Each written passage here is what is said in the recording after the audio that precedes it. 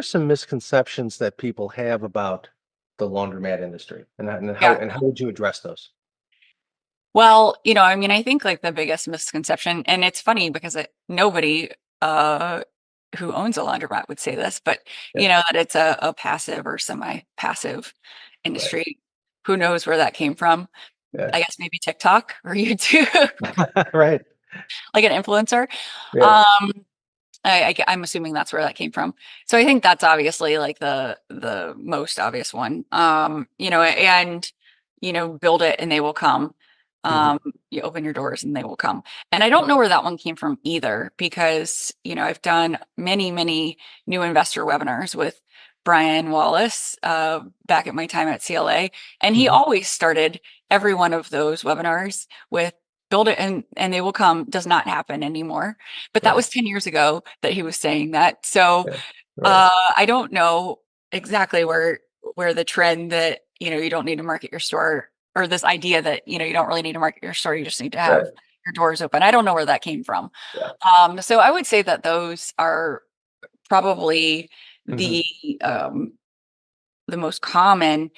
Um, but another thing that I think is kind of a misconception is you don't have you don't have to cater to everybody. I Hmm. think that's a trap that owners fall into, is that Hmm. they think they need to, you know, serve everybody, and that they do serve everybody. Um, Hmm.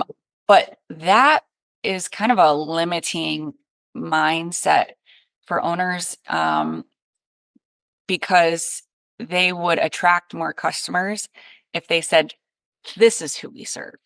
Because and the Williford's talk about this, and customer personas is that's what it's called. Right. Uh, you have an ideal or ICP, ideal customer profile. Hmm. And so you really do want to be clear on, how do I actually want to run my business?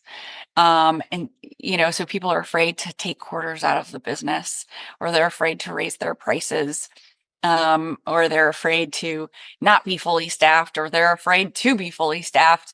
And it all kind of Right. just comes down to, how do you want to run your business? Hmm. What do your customers need? And then just be confident in those decisions, Hmm. because it's your business, that's why you're Hmm. doing this. So just Hmm.